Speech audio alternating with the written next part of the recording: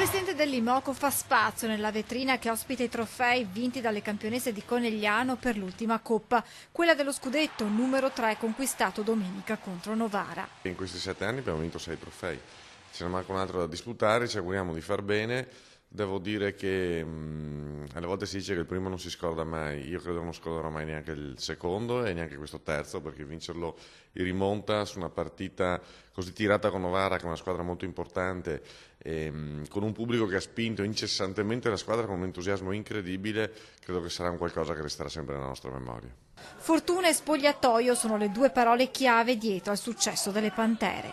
La nostra è una squadra con la S maiuscola, delle ragazze che sono delle amiche, delle ragazze che si frequentano anche al di fuori dello spogliatoio, e questo ha creato un'alchimia che ci ha portato a vincere in sole 3 partite contro una Novara che comunque è una squadra stellare. Archiviati i festeggiamenti per lo scudetto, il secondo consecutivo, le campionesse dell'Imoco devono concentrarsi ora sulla prossima sfida, quella in programma il 18 maggio a Berlino, la finale di Champions, di fronte ancora a Novara. Un appuntamento importante, credo doppiamente importante, perché il fatto che ci siano 2 squadre italiane fa capire il grado di salute della pallavolo femminile in questo momento. Credo che sia uno dei campionati più belli del mondo, se non il più bello del mondo. Il sogno non è ancora finito, le giocatrici dell'Imoco sono pronte a scrivere un'altra pagina nella storia del volley femminile.